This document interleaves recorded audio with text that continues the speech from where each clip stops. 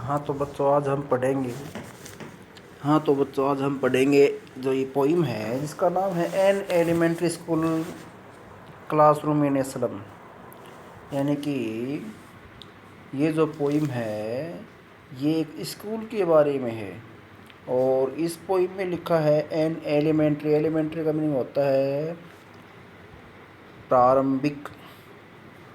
और ये किसी स्कूल का क्लासरूम है जिसमें कुछ बच्चे बैठे हुए हैं।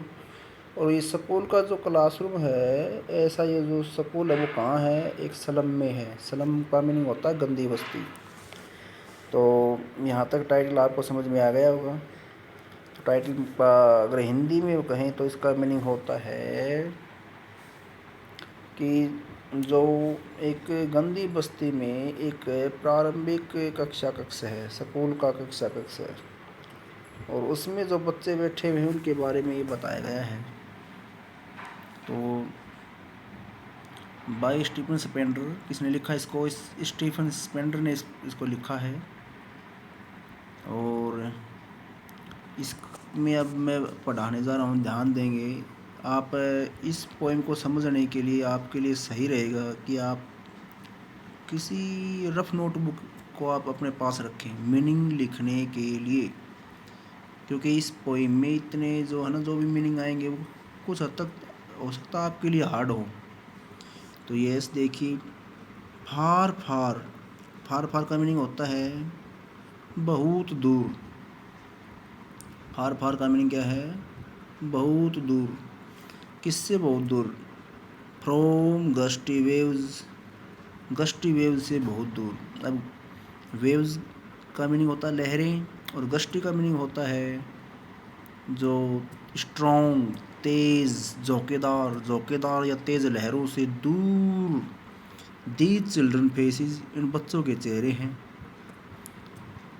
तो इन बच्चों के जो चेहरे हैं ना यहाँ पर, वो तेज़ लहर जो होती है ना, तेज़ लहरें होती हैं उनसे बहुत परे हैं। अर्थात उनके चेहरों पर कोई भी तेज़ नहीं है, उनके चेहरों पर कोई चमक नहीं है, सुस्त हैं वो चेहरे।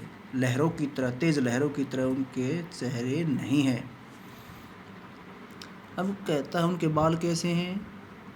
लाइक रूटलेस वीड्स, वीड्स में खरपतवार, रूटलेस होता है जड़ विहीन, उखड़ा हुआ, जड़ विहीन जो खरपतवार होता है उसकी तरह। देर हेयर, द हेयर बाल है। टोर्न का मीनिंग होता है उखड़े हुए से उनके जो बाल है। राउंड देर पेलर, और पेलर का मीनिंग क्या होता है? पीला चेहरा। उनके पीले चेहरे के चारों ओर जो है उखड़े हुए बाल हैं, जैसे कि बिना जड़ों का या जड़ विहीन घास हो या खरपतवार हो। वीड्स में होता है खरपतवार। यस, अगली लाइन है उसमें अब जो कवि है ना स्टीफन स्पेंडर, वो एक एक बच्चे के बारे में बताने की कोशिश करेगा। यहाँ पर सबसे पहले बताएगा एक लंबी लड़की के बारे में जो सर झुकाए हुए है। उसके बाद एक बहुत ही दुबला पतला लड़का है जिसकी चूहे जैसी नज़रें हैं, जो अविकसित है। उसकी हड्डियाँ जो है वो बहुत ही जो है, ये कहीं कुपोषण का शिकार बच्चा है वो। उसकी हड्डियाँ टेढ़े मेढ़े हड्डियाँ हैं। जैसे उसमें बताया गया है कि पूर्वजों की भी उसकी उनके ऐसे ही रहती थी, गरीबी के मारे हुए रहते उनके पूर्वज भी। तो ये देखिए लाइन नंबर 3 कहता है कि द टॉल गर्ल, एक मिनट, हाँ, तो द टॉल गर्ल एक लंबी लड़की ही है। विद हर वेड डाउन का मीनिंग क्या होता है? झुकाए हुए। और अपना जो है झुकाए हुए जो सर, एक लंबी लड़की है उस क्लास में। और कौन है? पेपर स्विमिंग का मीनिंग होता है पेपर की तरफ प्रतीत होने वाला, नहीं बहुत ही दुबला पतला। अतिशयोक्तिपूर्ण अलंकार का प्रयोग है यहाँ पर। एक जो और क्या हुआ पर, और पेपर स्विमिंग बॉय है। पेपर स्विमिंग मैंने प्रतीत हो रहा। तो प्रतीत हो यानी कि पेपर की तरह प्रतीत होने वाला एक लड़का है। और विद रेड साइज, चूहे जैसी उसकी आंखें हैं। स्टंटेड का मीनिंग होता है, ये हम कहेंगे स्टंटेड का मीनिंग होता है जो जिसका विकास नहीं हुआ, अविकसित, जिसका बॉडी का विकास, शरीर का जो विकास है, शारीरिक विकास है जिसका रुक गया हो कुपोषण के कारण या किसी वजह से। और अनलक्की एयर, एयर मीन्स होता है उत्तराधिकारी, एयर का मीनिंग होता है उत्तराधिकारी। जो पूर्वजों से कुछ प्राप्त करता है उसको बोलते हैं उत्तराधिकारी। एयर, यहाँ पर एच साइलेंट है, एयर, हेयर नहीं एयर। अनलक्की एक कहता है एक लड़का है जो कि हम ये कहें कि अनलक्की है वो। अब अनलक्की क्यों है, अब अनलक्की क्यों कहा गया है, क्योंकि पूर्वजों से उसने जो कुछ मिला ना वो अच्छी चीज़ नहीं मिली, बुरी चीज़ ही मिली उसने पूर्वजों से। वो एक अविकसित और दुर्भाग्यशाली एक उत्तराधिकारी है। किस चीज़ का उत्तराधिकारी है, वो है वो ट्विस्टेड बोन्स, ट्विस्टेड बोन का उत्तराधिकारी है। अब जो ट्विस्टेड बोन का उत्तराधिकारी है उसको जो है ना, उस लड़के को जो अविकसित शरीर का जो लड़का है, टेढ़ी मेढ़ी हड्डियाँ उसे अपने पूर्वजों से मिली हैं, इसीलिए कहा गया है कि वो लड़का दुर्भाग्यशाली उत्तराधिकारी रहा।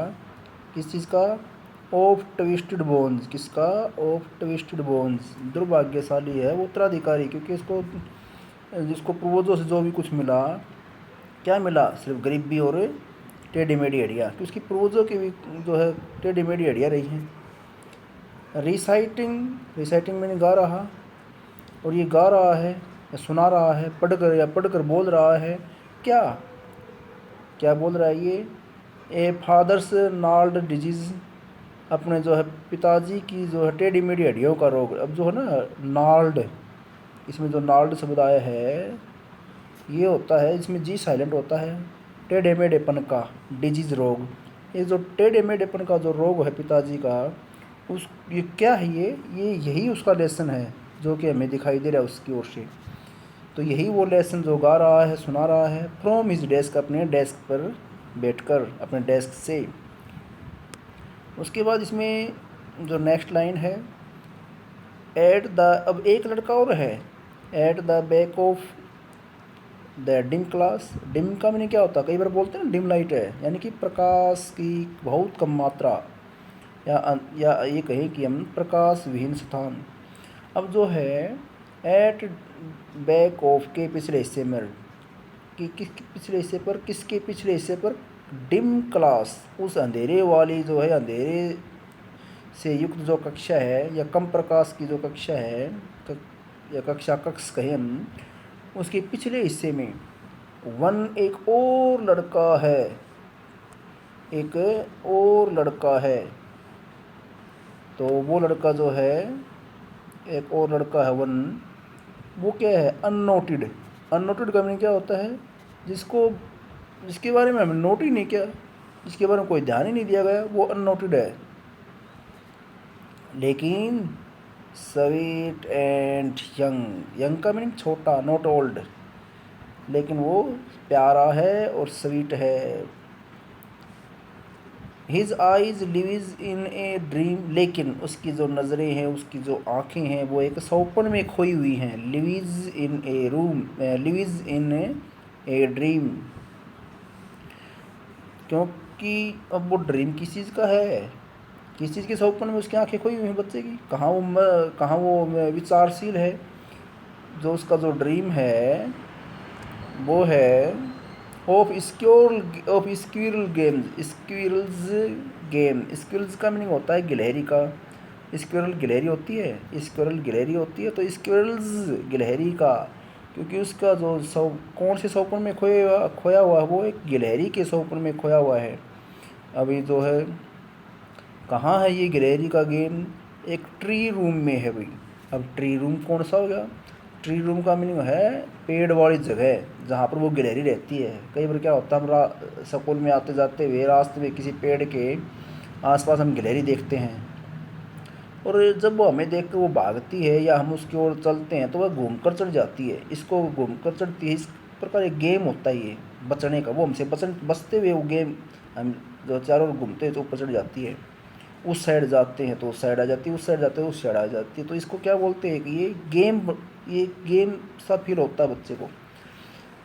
तो इसलिए क्या कहा गया है कि जो गिलहरी के किसी गेम में, जो गिलहरी का जो गेम है, गिलहरी का जो वो खेल है, उसके सौपन में बच्चा खोया हुआ है, उसकी नज़रें उसमें जो है अभी रह रही है।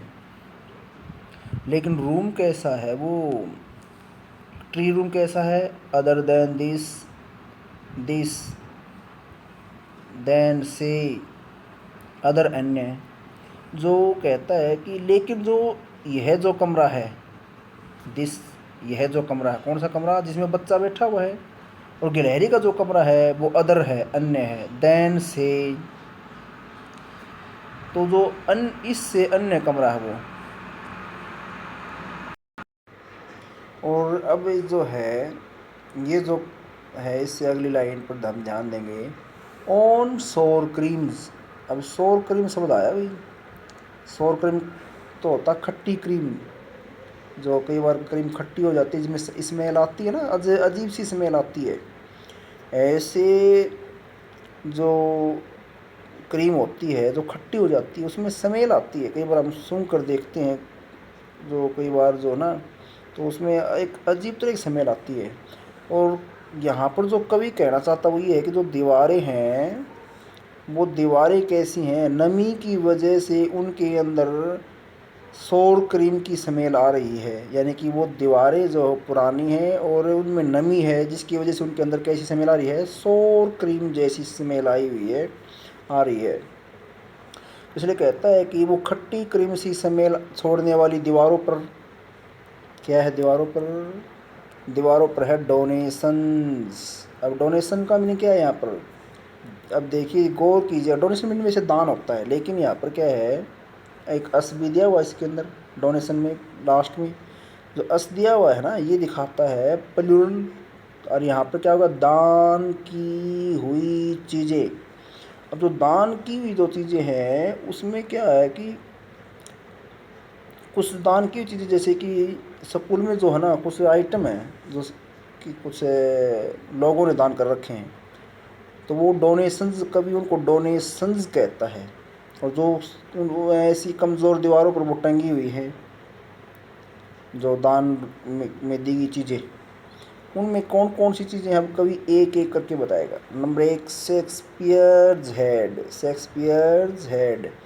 अब जो हेड है ना, ये हेड आप हेड तो दिया हुआ है, लेकिन जो है ना एक जैसे इतना फोटो हो जाए हमारा, इतना, उसको उसी को हेड कहा गया। इसी ऊपर का फोटो हो जाए तो उसको हेड कहा जाता है, यानी कि धड़, यानी कई बार वो पासपोर्ट साइज फ़ोटो होता है ना, वो हमारी पूरी बॉडी का नहीं होता।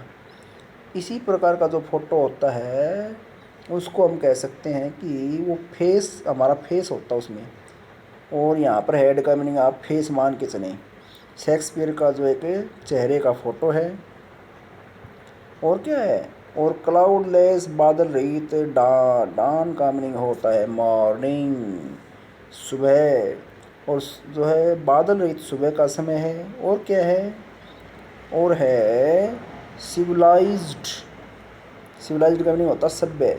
डोम मीन गुम्बद। अब जो ये गुम्बद होती है क्या होती है, ये एक प्रकार का ऐसे डिज़ाइन होता है, ऐसे डिज़ाइन होता है ये गुम्बद का, ये अलग से बताऊँ, ऐसे डिज़ाइन होता है गुम्बद का। और चर्च जो स्थल होता है ना उसमें ऐसे होता है, यहाँ पर ईसाई जो लोग होते हैं इसमें वो पूजा पाठ करते हैं। ये जो गुम्बद ये होता है, ये गुम्बद है ये। और यहाँ पर इसकी ये कमरा है, इसके अंदर जाते हैं, यहाँ पर जो पूजा पाठ करने की जगह होती है। तो कहता है अब जैसे तो गुम्बद कई प्रकार के होते हैं, अब ये जो चर्च वाला जो गुम्बद है ना उसका जिक्र किया गया है यहाँ पर, जहाँ पर पूजा पाठ करते हैं, तभी तो सिविलाइज्ड शब्द का प्रयोग किया है। सिविलाइज्ड मीन सभ्य। वैसे तो गुम्बद कई प्रकार के होते हैं, लेकिन यहाँ पर सभ्य गुम्बद, इसका मतलब क्या हुआ, ईसाई धर्म में पूजा पाठ करने का जो पवित्र जगह है उसको कहा गया है सिविलाइज्ड डोम। तो कहता है कि वहाँ पर एक तो सुबह है ना, इससे इससे पहले ध्यान देंगे, इससे पहले एक लाइन आई थी, क्लाउडलेस एट डान, सुबह का बादल रहित, जो है ना एक सीन वाले कोई सीनरी है वो भी वहाँ टांग रखी है। इसका मतलब उसमें सुबह का सीन है, उगते हुए सूर्य का जिक्र नहीं है, लेकिन यहाँ पर समझना पड़ेगा आपको, सूर्य का जिक्र है यहाँ पर, लेकिन क्लियर नहीं लिख रखा है सीन, क्योंकि क्लाउडलेस, बादल रहित है और सुबह का टाइम है एट डान, तो उगता हुआ सूर्य अपना आप समझ जाओगे आप। अब कहता है सिविलाइज्ड डोम, सभ्य एक डोम है, यानी यहाँ पर कहेंगे हमें कोई गुम्बद है, यानी पूजा पाठ करने हैं गुम्बद ईसाई धर्म में, ईसाई धर्म के लोगों का। अब कहता है राइडिंग ऑल सिटीज़। राइडिंग का मीनिंग होता है वैसे तो जहाँ जो मतलब ये कहें कि जिसका हर जगह जो फैला हुआ हो, या जिसका हर जगह होना एक निश्चित हो। तो कहता है कि ये जो ना ये सिविलाइज डोम या पूजा पाठ का ये घर है, ये लगभग सभी शहरों में है वहाँ पर। तो इसलिए कवि कहता है कि ऐसा सिविलाइज डोम भी का भी वो फोटो है वहाँ पर टंगा हुआ है, डोनेशन के रूप में मिला हुआ, जो सभी शहरों में होता है पूजा पाठ करने के लिए। अब कहता है ये और किस चीज़ का फ़ोटो है, और है कि इस चीज़ का फ़ोटो, ये रहा बेल्ड घंटीनुमा फ्लावरी फूलों वाली, घंटीनुमा फूलों वाली टायरलिस वैली का फोटो है वहाँ पर। वैली मीन्स घाटी, कौन सी घाटी? टायरलिस घाटी, टायरलिस घाटी। अब ये ध्यान देंगे, टी बड़ा है तो नेम है किसी घाटी का, ये ध्यान देंगे। इसको इस घाटी का फोटो है। और क्या है? और है ओपन हैंडेड मैप, खुला उदार, ओपन हैंडेड मैप। अब ओपन हैंडेड मैप क्यों कहा गया है? क्योंकि ये जो मैप है ना, ये ओपन हैंडेड है, यानी कि ओपन हैंडेड होता कौन है पहले ये ध्यान दे। उदार, खुलकर दान करने वाला, खुलकर देने वाला, खुलकर जो है मतलब एक्सप्रेस करने वाला। अब मैप को हम अब उदार कैसे कह सकते हैं? क्योंकि यह जो है इसलिए कह सकते हैं क्योंकि यह जो मैप होता है ना, खुल करके नॉलेज देता है बच्चों को। या मैप का प्रयोग बड़े बड़े बुजुर्ग भी लोग भी करते हैं, तो उनको खुलकर नॉलेज मिलती है। तो उनके लिए जो है मैप, इसलिए कवि ने मैप को ओपन एंडेड कहा है, खुलकर नॉलेज देता है, ये उदार है ये जो। और उसके बाद है अवार्डिंग दे रहा, अवार्डिंग दे रहा द वर्ल्ड, इस दुनिया को, कौन सी दुनिया को? जो सामने बैठी है। कहता है कि ये ओपन एंडेड जो मैप है ना, ये क्या है? उदार मैप है जो कि दुनिया को दिखा रहा है। क्या दिखा रहा है? इट्स वर्ल्ड, अपनी खुद की दुनिया। अब अपनी खुद की दुनिया कहाँ है? उस नक्शे में, इस मैप में क्या है? दुनिया ही तो है। किसको दिखा रहा है? सामने जो देखने वाले जो लोग होते हैं ना, सामने जो उस नक्शे को देखने वाले जो लोग हैं, नक्शे को देखने वाली जो दुनिया है, उसे ये नक्शा क्या दिखा रहा है? अपने अंदर की दुनिया दिखा रहा है, जो उसके अंदर जो है, जो प्रिंट करके छाप करके जो छोड़ रखी है। और देखिए इसमें, और यहाँ तक हो गया, ठीक है।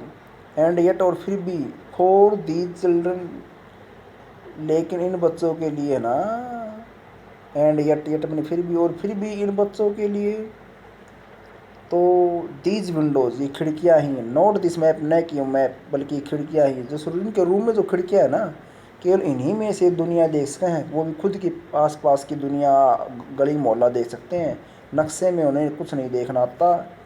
नक्शा तो बेवजह उनकी क्लास में, उसमें क्या देखेंगे बच्चे? इतने छोटे बच्चे हैं, बेवजह नक्शा वहाँ पर, मैप वहाँ पर जो है टांगा हुआ है, उस वो बच्चों को कोई काम नहीं है। उसमें वो नहीं देख पाएंगे दुनिया को, बल्कि थोड़ी बहुत आप खुद की नगरी की दुनिया देख पाएंगे तो खिड़कियों में से देख पाएंगे। इसलिए न कि ये मैप, बल्कि ये खिड़कियाँ ही उनका मैप है।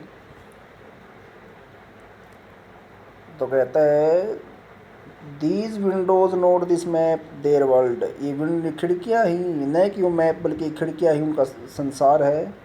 वेयर, जहाँ all their future painted with होता से रंगा हुआ, पेंटेड विद से रंगा हुआ। और कहता है कि उनकी जो है बेचारों की यही वो दुनिया है, खिड़की के पास दिखाई देने वाली जो दुनिया है, ये उनका मोहल्ला है बेचारों का, इन बच्चों का यही वो जो दुनिया है, यही उनका मोहल्ला है, यही उनकी जो बस्ती है। तो ये जो है ना, इनकी जो बस्ती है, इनका जो मोहल्ला, इनका जो स्लम एरिया है, ये फॉग से भरा हुआ है, फॉग से पेंट किया हुआ है, फॉग से ये लीपा पोता हुआ है। अब यहाँ पर फॉग में वैसे धुंध होता है, और धुंध गरीबी की तरह ही जो है यहाँ पर, वैसे तो आप धुंध होता है फॉग मीन से, लेकिन आप गरीबी मान कर चलेंगे, फॉग किसी और से कर रही है गरीबी की ओर। जिस प्रकार धुंध जो होती है ना, फॉग जो होती है हमारे व्हीकल्स की, हमारे लाइफस्टाइल की, हमारे जो रूटीन को धीमा बना देती है जब ये फॉग ज़्यादा बढ़ जाती है, तो आपको पता है। उसी प्रकार गरीबी भी जो है, गरीबों का जो फ्यूचर है उसको जो है ना रोक के, या ये कह के आगे नहीं बढ़ना देती है, उसको रोक लेती है। तो इसीलिए हम कहेंगे कि इनके बेचारों के तो खिड़कियों के आसपास दिखने वाला गरीबी का मोहल्ला ही है, जहाँ पर उनका फ्यूचर जो है ना वो पेंटेड है, रंगा हुआ है, किससे, फॉग से या गरीबी से। फिर कहता है इसमें, ए नैरो स्ट्रीट सील्ड इन, एक नैरो जो स्ट्रीट है और उसको क्या नज़र आता है उसके मोहल्ले में, जो मैप में नहीं दिखता बल्कि वो खिड़कियों में दिखता है, वो एक नैरो स्ट्रीट, एक तंग गली है। और इस सील्ड विद का मीनिंग हो, सॉरी विद नहीं, इसमें इन है, in with, sealed in with का मीनिंग होता है चारों ओर से घेरे हुए, चारों ओर से घेरे हुए, अपने अंदर घेरे हुए। तो कहता है सील्ड एक तंगली है, स्ट्रीट है जो नैरो है, वो तंगली भी नज़र आती है उनको बेचारों की, जो sealed in with a lead sky. Lead का मीनिंग वैसे तो यहाँ पर है नीरस, जो कि अनइंटरेस्टिंग, जो इंटरेस्टिंग नहीं है, जो रुचि पैदा न करे, तो लीड का मीनिंग नीरस है यहाँ पर। वैसे लीड में शीशा भी होता है, लीड में नेतृत्व करना भी होता है, लीड में जीना भी होता है, लेकिन यहाँ पर क्या है, नीरस। तो यहाँ पर कहता है एक नीरस आकाश से इनकी तंगली जो है ढकी हुई है, या ये कहिए उनकी जो तंगली वो घिरी हुई है, शील्ड इन घिरी हुई है, विद ए लीड स्काई। लेकिन ये प्रकाश जो है ना, इनका जो आसमान है वो पूरी तरह छाया हुआ ऊपर से, उसने कवर कर लिया है, ऐसा लगता है जैसे सील कर दिया वो पूरे इसके इनके मोहल्ले को। इस अब आकाश को नीरस क्यों कहा गया है, क्योंकि उनको जो है ना आकाश की ओर देखकर भी न तो अपने मोहल्ले में उनको कोई अच्छी चीज़ नज़र आती है, न ही कोई इनको जो है आकाश इनको अच्छा लगता है, इसीलिए नीरस सकाई कहा है। अब बेचारों की इनकी जो दुनिया ना, वर्ल्ड, इनकी जो वर्ल्ड है, जो कहता है ये वर्ल्ड है, ये इस कहाँ, ये ऐसी जगह है जहाँ पर उनका फ्यूचर फॉग से पेंटेड है, जहाँ पर उनकी जो है तंगली है बेचारों की, वो नीरस आकाश से ढकी हुई है। और बेचारों की जो दुनिया है फार फार फ्रॉम से बहुत दूर है, किससे बहुत दूर है, रिवर नदियों से, कैप्स अंतरिपों से। अंतरिप क्या होते हैं पता आपको, जैसे द्वीप तो होते हैं वो चारों ओर से खाई या पानी से घिरे होते हैं, और केप्स या अंतरिप कहो, हिंदी में अंतरिप या इंग्लिश में कैप्स कहो, वो तीनों ओर से खाई या पानी से घिरे होते हैं, एक ओर से ऊपर किसी ज़मीन से टच होते हैं। ऐसे जो है उनको द्वीप कहने के बजाय अंतरिप कहिए। और कहता है कि उन बेचारों की जो दुनिया है ना वो फार फार फ्रॉम रिवर्स, नदियों से बहुत दूर है, कैप्स से बहुत दूर है, अंतरिपों से बहुत दूर है। और क्या, स्टार्स ऑफ वर्ड्स, जो स्टार्स ऑफ वर्ड्स होता है प्रसिद्ध लोगों के वचन, प्रसिद्ध लोगों के जो प्रॉमिस, प्रसिद्ध लोगों द्वारा किए गए प्रॉमिस से बहुत दूर है। प्रसिद्ध लोग प्रॉमिस करते हैं कि हम गरीबों का भला करेंगे, हम ये करेंगे, वो करेंगे गरीबों के लिए, लेकिन कहता है उन बेचारों की ज़िंदगी तो स्टार्स ऑफ वर्ड्स, जो है प्रॉमिस करने वाले लोग जो होते हैं ना, सेलिब्रिटी, प्रसिद्ध लोग, नेता लोग, उनसे बहुत दूर है इन बेचारों की ज़िंदगी। अगली लाइन, श्योरली, निश्चित रूप से, शेक्सपियर इज विक्ड। विक्ड का मीनिंग वैसे तो दुष्ट होता है, लेकिन हम यहाँ पर शेक्सपियर को कवि ने दुष्ट जो कहा ना, शेक्सपियर जो एक प्रसिद्ध नाटककार है जिसके वहाँ पर फोटो टंगा हुआ है, वो उसको विक्ड कह दिया यहाँ पर। अब विक्ड क्यों कहा है, विक्ड का मीनिंग तो होता है दुष्ट, निकृष्ट इसका, लेकिन यहाँ पर क्या है, शेक्सपियर खराब नहीं है, शेक्सपियर नामक जो विद्वान है जिसका फोटो टांगा हुआ है वो घटिया नहीं है। कवि का कहने का अर्थ है वहाँ पर उसको टांगा जाना, एक जो एक्शन है, टांगने का जो एक्शन है, जो लोगों ने उसको वहाँ, उसके फ़ोटो वहाँ टांग दिया। बच्चों को क्या पता, अगर हमारे यहाँ पर इंडिया में LKG के बच्चों के बीच में, UKG के बच्चों के बीच में अगर मान लिया जाए सुभाष चंद्र बोस का फ़ोटो लगा देते हैं, उन्हें क्या पता कौन है, या मैप टांग दिया जाए, उन्हें क्या पता कैसे देखना होता है मैप। तो यही बात कहता है कि वहाँ पर शेक्सपियर का फोटो विक्ड है। The map a bad example. और दुष्टता का और भी बड़ा उदाहरण क्या है, मैप टांग दिया वहाँ पर उन बच्चों के आगे, उनको देखना ही नहीं आता। लेवल क्या है उन बच्चों का। तो श्योर नेचर ऑफ से Shakespeare is wicked, the map a bad example. और भी बड़ा उदाहरण है वहाँ पर दुष्टता का। With ships and sun and love tempting them to steal. कहता है वहाँ पर जो ये कहें हम, वहाँ पर ये जो सब चीज़ें हैं ना, दान की हुई चीज़ें, और जहाज़ों वाले जो शिप्स, पानी वाले जहाज़ों के जो चित्र हैं, सन सूर्य का चित्र है। सूर्य का चित्र कहाँ से आया, अरे वो जो हमने कहा था ना उगते हुए सूर्य, आप समझेंगे खुद कि सुबह का सीन था, एट डान ऐसा शब्द आया था। और क्लाउडलेस, बादल रहित आसमान था, तो सूर्य तो अपने आप हो गया ना उगता हुआ। एंड लव कहता और प्यार जगाने वाली, या ये कहें कि लव टेम्पटिंग। कहता है कि ये जो प्यारी जो चीज़ें हैं ना वहाँ पर, सन, शिप्स, लव। लव का मीनिंग यहाँ पर क्या है, जो बच्चों को मन भाव जो चीज़ें हैं उनकी ओर इशारा किया गया है। तो कहता है ये इन सब चीज़ों के साथ, ये जो अन्य जो चीज़ें उनके साथ है, ये और अन्य जो चीज़ें हैं, और वो जो शेक्सपियर का फ़ोटो है, मैप है, अन्य चीज़ों के साथ है, ये क्या कर रही हैं, टेम्प्ट, प्रलोभित कर रहे हैं। टेम्प्ट का मतलब लोभ देना, प्रलोभित करना, उकसाना, प्रलोभन देना, मन में लोभ जगाना। ये लोभ जगाते हैं, प्रलोभित करते हैं दैम उन बच्चों को, क्या करने के लिए, टू स्टील, चोरी करने के लिए। अब आपको पता है, बात तो सही है। जब कक्षा में छोटे बच्चों के बीच में चौक होते हैं ना, टीचर नहीं होता, छुट्टी होती है ना, तो वो उठा करके कोई मुंह में डालेगा, कोई जेब में डालेगा, कोई घर ले जाएगा। तो उसी प्रकार है ये भी।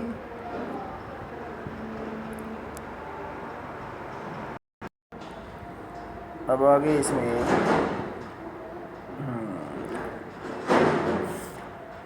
फोर, क्योंकि फोर लिविज इन जिंदगियों के लिए, दैट जो उन जिंदगियों के लिए जो स्लाइली का मीनिंग होता है चुपके से। स्लाइली का मीनिंग होता है स्लीली, चुपके से, धीरे से, स्क्रेटली, स्क्रेटली कहेंगे हम यहाँ पर।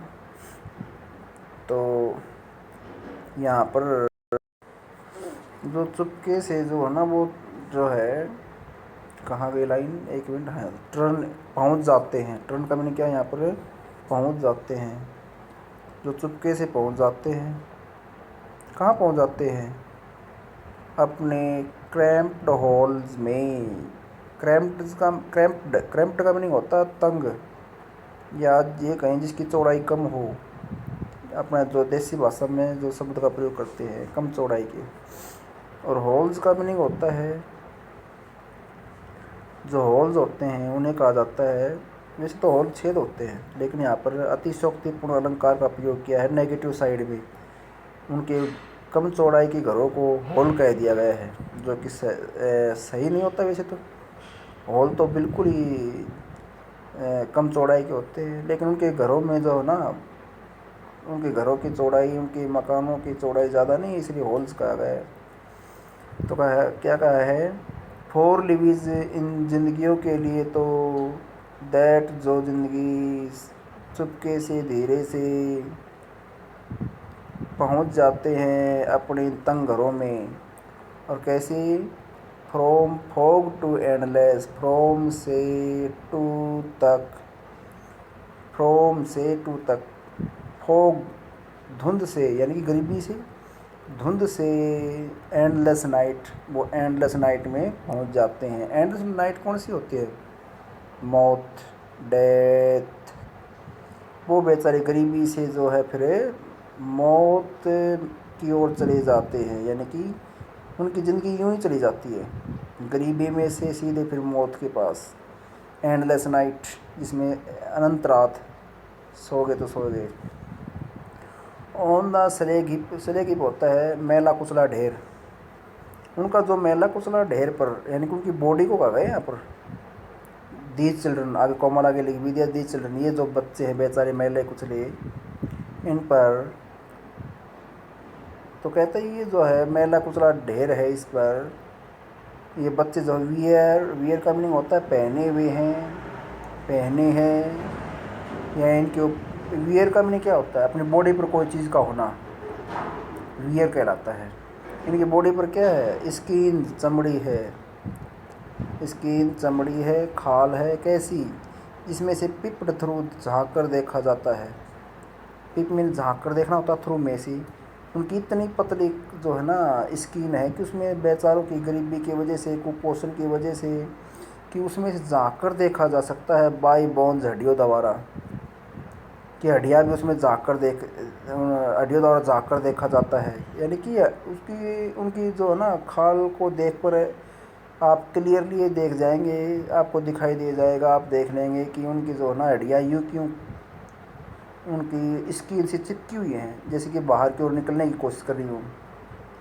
यानी इतने दुबले पतले और जो है गरीबी के मारे हुए बच्चे हैं ये। तो वो उनकी जो स्किन है वो कैसी है, पिप्ड थ्रू बाई बोन्स, की हड्डियों के द्वारा उनकी स्किन से जो है बाहर जाकर देखा जाता है। यानी कि इसका ये अर्थ निकलता है कि बहुत दुबली पतली उनकी बॉडी है, और स्किन भी, जो स्किन में मांस तो है ही नहीं, यूँ लगा लो बिल्कुल ही दुबली पतली, जिसमें हड्डियाँ यूँ की यूँ चिपकी फील होती हैं। इस स्पेक्टेकल चश्मा ऑफ स्टील, अब स्टील की जो चश्मा है उनकी, अब स्टील की चश्मा कैसे होती है, जैसे ये चश्मा है, जो ये चश्मा है इसमें ये जो बीच वाला जो पोर्शन है, ये वाला और ये वाला, ये स्टील के हैं। कहता है स्टील की जो चश्मा है, यहाँ से भी हम कर सकते हैं ऊपर वाला पोर्शन, तो ये जो स्टील की चश्मा तो है, लेकिन कांच के जो शीशे हैं ना वो तो कांच की हैं। कहता हूँ कि जो स्टील की जो चश्मा है बेचारों की, वो कैसी है, वो मैंडेड संवारी हुई, मुरम्मत किए हुए ग्लास भी शीशा, मुरम्मत किया हुआ शीशे वाले जो है वो उनके चश्मा है। अब देखिए कांच है, ये बोतल ले लो, चाहे कोई बोतल ले लिया मैंने, मान लिया जाए, तो क्या होता है कि ये ऐसे कर लेते, चलो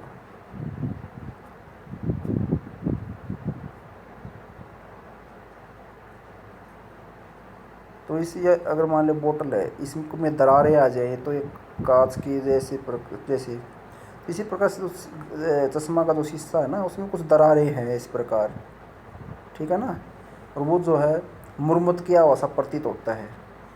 तो ये क्या कहा गया इसमें, ये जो चश्मा है ना वो मैंडेड में संवारे हुए शीशे की वाले जो हैं, मुरम्मत किए हुए जो शीशा है उसकी जो है ना, उस ऐसे कांच या गिलास का में क्या शीशा, ऐसे शीशे वाली या कांच वाली चश्मा है, लाइक जैसे कि बोतल बिट्स में टुकड़े, जैसे कि टुकड़े हों, क्या हों, टुकड़े हों, जैसे कि, एक मिनट कलर मैं चूज कर लेता हूँ, बढ़िया वाला रखेंगे हम।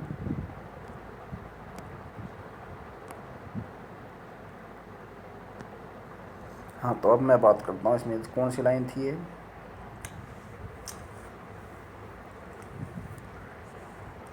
लाइन थी इसके अंदर,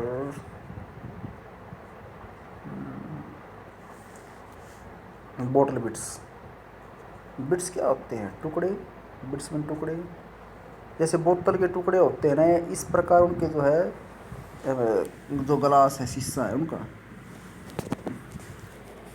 अब सटोन पत्थरों पर, अब पत्थर के ऊपर मान लीजिए हम पत्थर के ऊपर कोई बोतल छोड़ते हैं तो कुछ कांच तो टूट जाएगा, जो बड़ा कांच का हिस्सा रहेगा उसमें दरारें आ जाएंगी। इस प्रकार के उनके चश्मा के शीशे हैं, इस प्रकार से ऐसे शीशों वाले जो चश्मा है उनके पास। All of their time and space, उनका फोगी स्लम, कहता है कि उनका जो सारा जो टाइम है, स्पेस है, जगह और टाइम है बेचारों का सब है, क्या है वो फोगी स्लम है। फोगी स्लम बोले तो, स्लम गंदी बस्ती, फोगी होता है धुंध भरी, कोहरे वाली, गरीबी से युक्त है यहाँ पर, वैसे इसका अर्थ है। तो कहता है उनके बेचारों के जो सारा समय सारी जगह क्या है वो है ये कहीं कि धुंध से युक्त बस्ती है बस उनकी।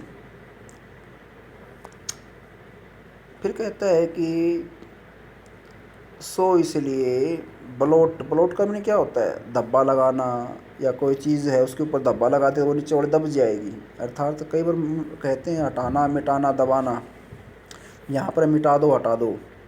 तो कहता मिटा दो, हटा दो क्या, देर मैप उनकी, उनके वो गरीबी वाले मैप हटा दो, विद स्लम्स गंदी बस्तियों वाले, उनकी जो एरिया है वो गंदी बस्ती का जो एरिया है उसको हटाओ वहाँ पर। एज बिग एज डूम, इतने बड़े तौर पर हटा दो, इतने बड़े व्यापक तौर पर हटा दो, इतना कि जो कि डूम, डूम मीन्स क़यामत, जैसे क़यामत के दिन जो बदलाव आता है, क़यामत जब टूटती है ना बड़ा बदलाव आता है, तो कहता क़याम इतने बड़े तौर पर जितना कि क़यामत करती है, इसी प्रकार उन बेचारों के उनके मैप जो है उनको हटा दिया जाए जिसमें गंदी बस्तियां हैं। फिर कहता अनलेस गवर्नर इंस्पेक्टर विजिटर, अरे वो कहता है कि अनलेस यदि ऐसा नहीं होता है, क्योंकि बस्ती में सुधार नहीं किया जाता है ना, अनलेस का मैंने क्या है, यदि ऐसा ना हो तो, यदि ऐसा ना हो ना, क्योंकि ऐसा नहीं होता है क्योंकि बस्ती में सुधार नहीं होता है, तो आपको क्या करना है फिर।